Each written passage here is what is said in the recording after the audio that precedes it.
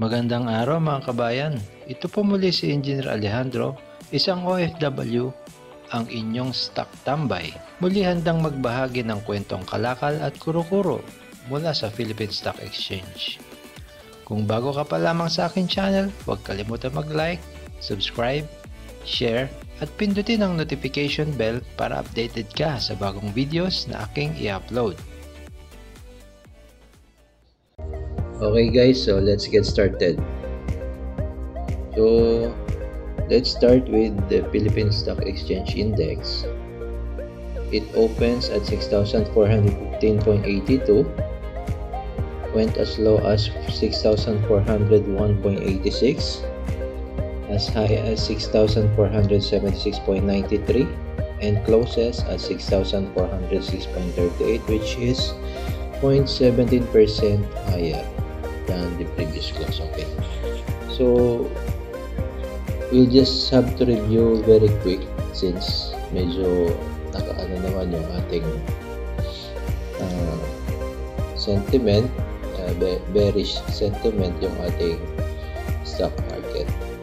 So as previously drawn or mentioned, ito yung kanyang trend channel and we are below this trend channel, and basically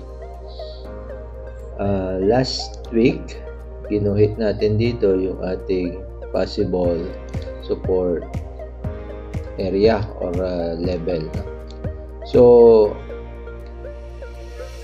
kung dito siya ay huminto and by next week mag-stay siya above this level, then we'll be having a start of the confirmation of this support area or support level, and that is the time na pwede nating i-consider na huminto na siya ng pagbaba dahil naubos na ang mga sellers o yung selling pressure ay umupa na. Then tingnan natin yung MACD, projecting upward siya before, then nag crossover ulit downward, so bearish pa rin yung sentiment sa kanya because of the continuous selling pressure shown by our stock market. Then moving averages, okay, so projecting downward pa rin siya and basically bearish pa rin ang sentiment, almost crossing over yung 50 moving average at yung ating 200-day moving average. So meaning possible na magkaroon ng dead cross yan, ano?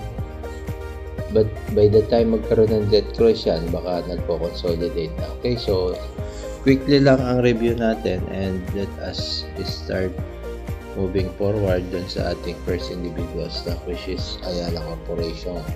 Ayala Corporation, so yeah, dinraw na natin previously yung ating trend channel, almost mirror image yan ng PSEI index. So dito rin siya huminto and nag-establish siya ng support area or support level dito.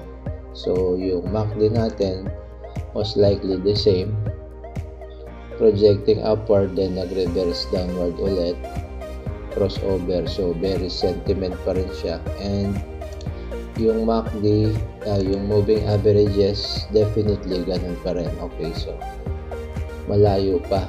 Ang next nito kapag ito yung ating downward trend is consolidation, and once makakita na tayo or we have seen the confirmation of consolidation sa ating mga stocks, especially big caps, then pwede na tayo mag-isip na simula na yan na reversal. Okay, and hopefully by early next year makaka-experience na tayo, especially first quarter of the year, puro dividend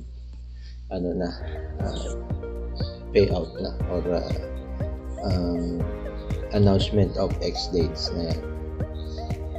Okay, so moving forward sa next stock natin, which is Ayala Land. Ayala Land, same din yung ating trend channel, upward trend channel is nandito. And basically, bumaba na siya, no? Bumaba na siya doon sa ating channel and bearish na yung sentiment niya. So, ito yung previous consolidation niya, consolidation area or support. And nag-breakdown pa rin siya doon sa support na yan. So, meaning, andito na tayo sa level na to. So, nandito yung kanya current level of support. Pero bearish pa rin yung sentiment. Kita mo, tuloy-tuloy. So, if you're going to look at the MACD, same din dun sa Ayala Corp and PSEI Index. Moving averages definitely projecting downward lahat yan. And obviously, meron tayong crossover dito. So, which means, meron tayong dead cross. 50-day moving average crossing down the 200-day moving average. So, dead cross to guys, no? So, nagkaroon ng manifestation ng dead cross dito. Pag huminto yan dyan, it will take a time to consolidate and reverse back. So, medyo matagal-tagal pa to, no? I believe. Unless, lalo pa siyang bumaba up to this level. Pag umabot dito sa level na yan, well, mag-isip-isip ka na kasi napakababa na niya, no? Alam ka namang umabot pa siya dito sa level na to, masyado na mababa. So, lowest level niya, maybe at this area, which is 22. Kasi dito sa level na to, very cheap na yan sa 19. Definitely, magkakaroon na ng reversal yan pagka sobrang baba na inabot yan. Okay? Then, next stock natin, let us move forward to BDO. Ano nangyari sa BDO? Okay, so BDO, ito yung ating short-term trend line.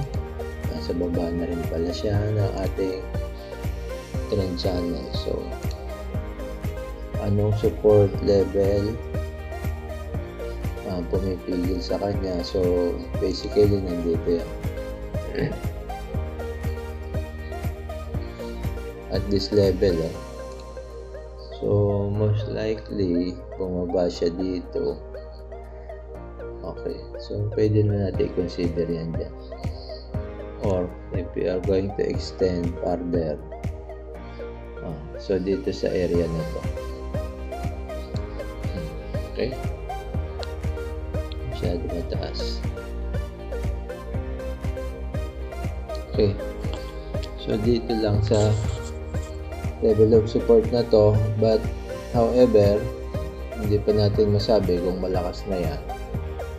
Maybe you just have to continue monitoring. Okay, so projecting downward and below zero level yung MACD. So, puro uncertainties currently yung ating sentiment. Okay, nasa baba na siya. So, basically, tutulak yan. Selling pressure pababa. But for the long-term investor, hintayin nyo muna na mag-establish ng new support level para sigurado na pag pumasok kayo, hindi na siya bababa ulit. Or wait until up to this level. Okay. Next stock natin is JFC. Ating bida sa lahat, especially during holiday season, is our JFC. JFC still keep holding on dito sa level na to. Okay? Ito yung kanyang trend channel. So, pasok siya dun sa trend channel niya at nagkakaroon siya ng consolidation sa area na to. No? So, pagka na-hold niya yung position na niya yan, andito tayo sa historical high. Ito yung next. Ito yung level of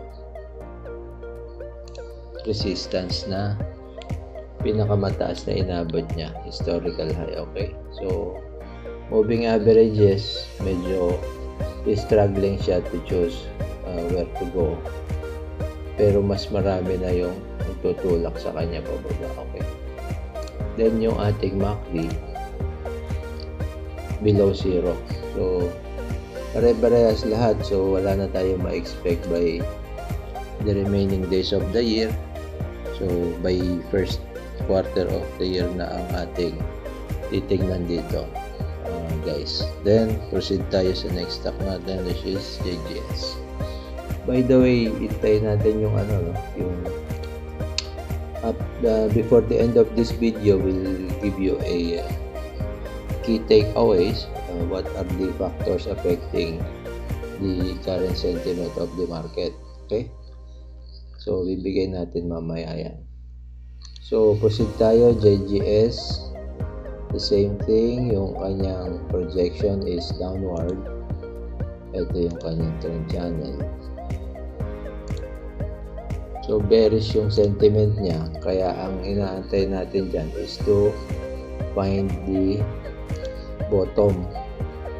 So if this is the bottom or the support level na mabubuo niya, then the next resistance to break is this level, okay, sa 23, and following that is this level of support. Medyo malalakas yung mga yan. Okay, so once ma-break itong level na to, dito pala siya umabot before, so isama na natin yan. Ito yung highest level of resistance na inabot niya. So kailangan mabasag niya yan bago natin ma-confirm kung nag-reverse na yung kanyang downtrend. Okay, and looking at the MACD, okay, so since nagkaroon ng malaking green candle dito, definitely nag-shift na yan or nag-crossover dun sa negative, yung ating positive line.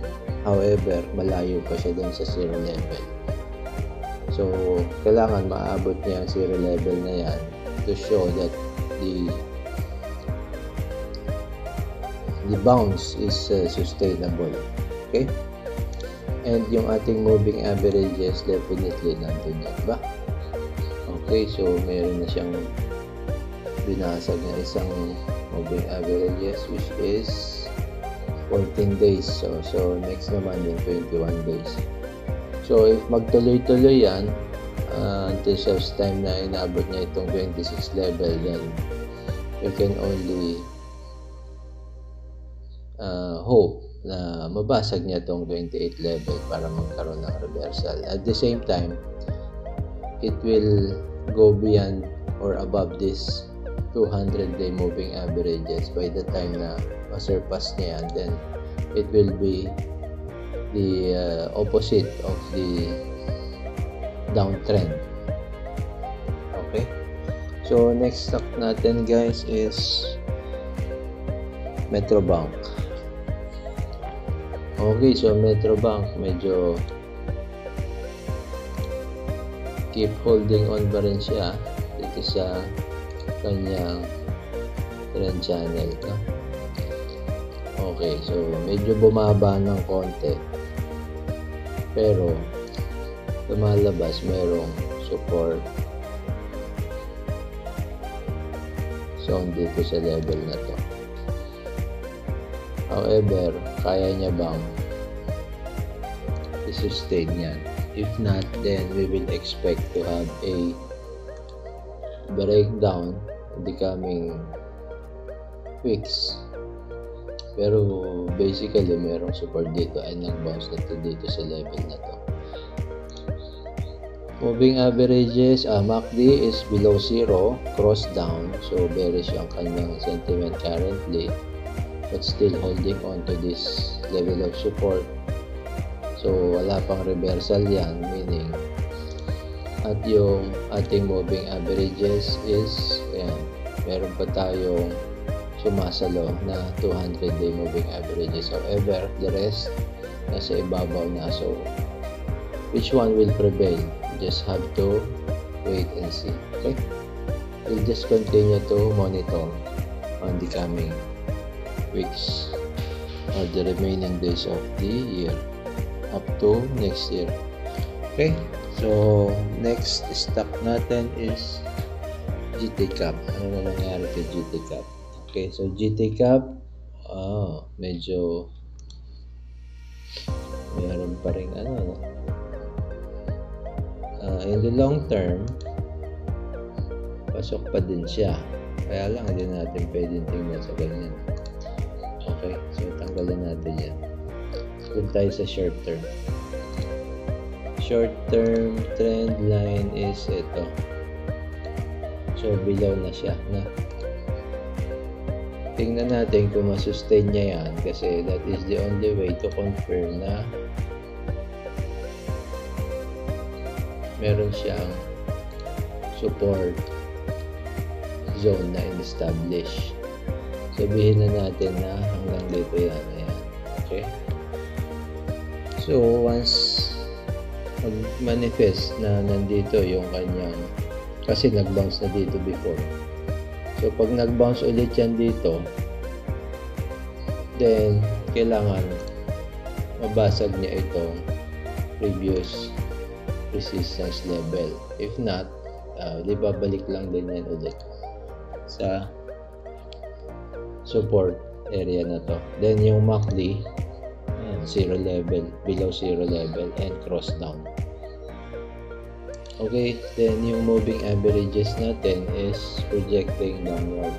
So, bearish yung sentiment sa kanya unless magpakita siya ng maganda the whole week na medyo positive or optimistic yung investor at pasukin na siya ng mga bagong investors. Then, that is the only time we can say na we can see na magkaroon ng reversal or different projection itong moving averages nito. Until such time, then we'll just have to expect na magko-consolidate lang siya. Then, proceed tayo sa last and final stock natin, which is SMPH. Okay, so another property stock which is basically affected by the pessimistic sentiment. No? Ang lalim na niya, no? Parang si Ayala lang. So, ang tanong dyan, hanggang saan yan bababa? Tingnan natin. Mas mababa na siya. Kailangan namang umabot pa siya dito sa pandemic level. So, nandyan ang ating support level or support zone.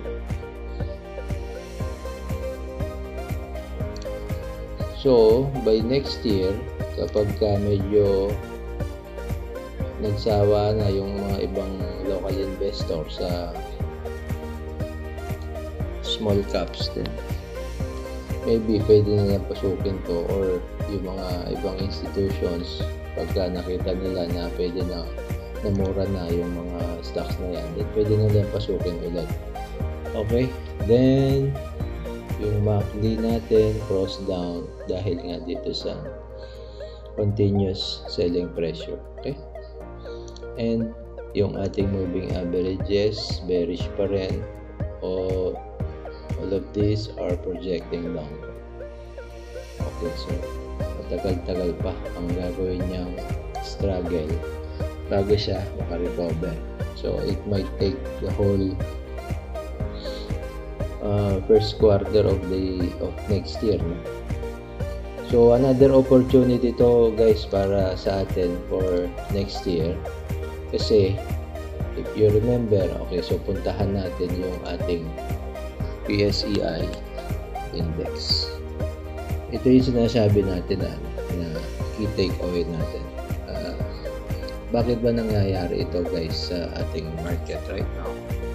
So what are the factors affecting? So it is important to look or understand what is happening right now in the Philippine stock market. Why are the prices continue to go down and break support levels even to some of our favorite big cap stocks? In understanding, we should ask if the main factors driving the market are present. Ano ba yan, guys? Supply and demand. Okay, so supply and demand. Apparently, we have too much supply but lower demand. That's why we are seeing continuous selling pressure. Nagkaroon ng konting buying pressure dito pero hindi yan magtagal. Maybe less than a week. So, hindi siya sustainable. Okay? So, that supply and demand drives the prices down or up. Currently, right now, we are seeing prices going down because we are overwhelmed by selling pressure until this moment. That's why meron tayong red inverted hammer dito. Okay? Another thing, yung company's health. Okay, so company's health, this is the internal workout in the company and big cap stocks, which is normally used to undergo internal process. Ibig sabihin, internal procedure ng company yan, itong company's health. And meron silang mga professionals, which is they call the management, and these issues are handled by corporate professionals. So internal process yan, and we expect that this professional management are experienced enough to manage the financial procedure of the company. So we don't have much concern over this, though it may contribute but will almost at no effect at all unless the company went bankrupt. Okay, then followed by economic report. So this is very important, no? Economic report due to the current political drama happening in the country. Some of it may significantly affect the stock market prices. Because, why? Because of uncertainties with the government policies and long-term development plan. Ibig sabihin, yung politics somehow is affecting yung trabaho ng government, which is ensure na productive at maganda yung economy. And very reliant ang stock market sa ating economy, no? So if the economy is not good, which one of the basic indication na yung economy is not at its best position is higher inflation. Okay, higher inflation brings the future gain of a stock worthless. Okay, meaning kapag mataas yung inflation, parang nababaliwala yung ating presyo or yung gain ng stock na binili mo kasi natatalo nga nung future inflation. Kahit nagkakaroon ka ng gain na 10%, yung inflation naman after some time of after years of holding that stock is 10% gain, then 15% inflation overall, then lugi ka pa ng 5%. And lack of government development plan, meaning less expectations of improved performance and logistic efficiency, which may affect financial performance of a business, no? So ibig sabihin, kung walang improvement or walang development plan, wala rin tayo ma-expect na improvement sa performance in terms of logistic, in terms of profitability ng company, na makaka-apekto sa financial performance. Kasi one of the factors that affect the cost of the product is yung logistic. So kapag hindi maganda yung mobility, nadidelay yung mga products, then basically nagkakaroon ng cost impact yan, no? cause impact dun sa presyo ng produkto. That's why, as I have said, lack of government development plan means less expectation ng improved performance ng company, especially in terms of logistics. No? So, it may affect the financial performance of a business. And lastly, overall, yung market or trader sentiment as a result of earlier pessimisms na in-enumerate natin. Of course, traders will feel uncertainties to invest and put their money on a specific company until such time he sees some improvement on the situation and optimism is already felt in the market. So, siyempre, kung wala kang nakikitang magandang future, if you are the investor, then how can you invest on something na hindi mo nakikita ng gain? That is why most of the investor right now are on the sideline, especially yung mga institution. Bakit? Iiwas sila dyan na maipit. One of the term is catching a falling knife, meaning habang bumababa, bumibili ka din. Definitely, pagbili mo, may negative ka agad. So, basically, yung mga investors natin is mostly on the sideline and waiting for the stock market to stabilize and find its support level.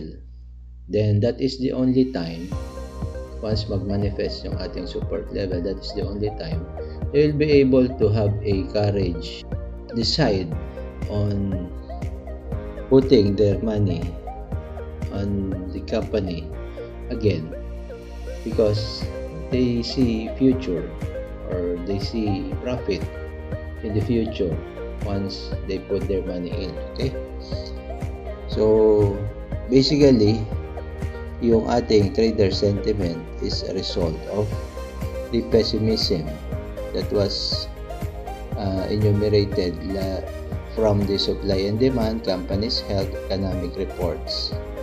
And investor will remain or stay on the sideline until such time that they can see a brighter future or a possible profit on the market.